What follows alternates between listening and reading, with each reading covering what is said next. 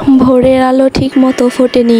ঘুম থেকে উঠে দেখি নতুন আরেকটা দিনের শুরু। আর সকাল মানেই শুধু নতুন দিনের শুরু না, এর সাথে জড়িয়ে থাকে অনেক অনেক দায়িত্ব আর ভালোবাসা। গ্রামের সকালগুলো একটু অন্যরকমই সুন্দর হয়। এখানে নেই কোনো মানুষের কোলাহল, নেই কোনো গাড়ির হর্নের শব্দ। এখানে আছে সকালবেলার তরতাজা আবহাওয়া, ঠান্ডা ঠান্ডা বাতাস আর পাখিদের ডাক। গ্রামের সকালগুলোতে প্রত্যেকটা বাড়ির উঠান থেকে ভেসে আসে গরম ভাতের ঘ্রাণ। আসসালামু আলাইকুম, কেমন আছেন আপনারা সবাই? আশা করছি যে যেখানে আছেন আল্লাহ তাআলার অশেষ রহমতেন ভালো আছেন এবং সুস্থ আছেন। তো অনেক সকালে ঘুম থেকে ওঠা হয় প্রতিদিনই। তো উঠে আগে উঠানটা ঝাড়ু দিয়ে নিলাম, ঘর উঠান এগুলো ঝাড়ু দিয়ে এখন চলে আসলাম। রান্নাবান্নাও করা শেষ। আজকে তেমন একটা রান্নাবান্না করি নাই, কারণ আজকে একটু ঘুরতে যাব, মানে একটা দাওয়াত আছে আমাদের ঢাকার বাহিরে, অনেক দূর। এখন অনেকে বলতে পারেন যে এত দূর ঢাকার বাহিরে কিসের দাওয়াত? তো আমার ভাসুরের মেয়ের বিয়ে হয়েছে গাজীপুর, যদিও ওরা ওখানে থাকে না, মানে গ্রামের বাড়ি, ওর হাজবেন্ডের গ্রামের বাড়ি গাজীপুর। তো ওইখানে আজকে আমরা সবাই যাব।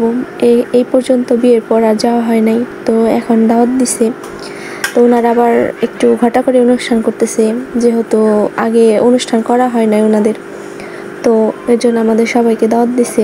আমরা এই যে আমরা এখন গাড়িতে উঠে পড়লাম। আর আজকে ভাবছিলাম যে A to Z আপনাদের সাথে সবই শেয়ার করব, মানে যাওয়া থেকে শুরু করে ওই বাসায় গিয়ে কি হয় না হয়, এরপরে খাওয়া দাওয়া এভরিথিং শেয়ার করতে চাইছিলাম। বাট শরীর এতটা পরিমাণে অসুস্থ হয়ে গেছিলো, আমি হাইস গাড়িতে চড়তে পারি না, আমার বমি হয়।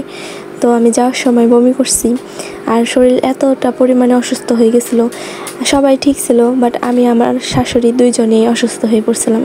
এই দুইজন ব্যতীত সবাই মানে ঠিকই ছিল মোটামুটি।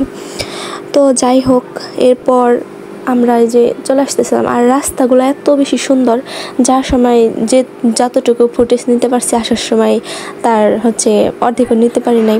আর এই যে এখানে ট্রেন গেল, তো অনেক ভালোই লাগছে। বাট আমার শরীরটা যেহেতু একটু অসুস্থ হয়ে পড়ছিলাম আমি, তো তার জন্য আমি তেমন একটা উপভোগ করতে পারি না।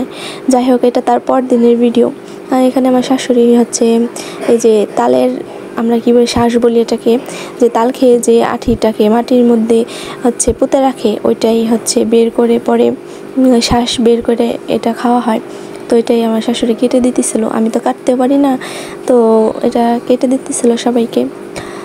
তো খাইলাম। আর এই যে এখানে পেয়ারা মাখা করছিলাম আমরা কাসুন্দি দিয়ে। আর ওইখান থেকে আসার পর সবার জ্বর ঠান্ডা।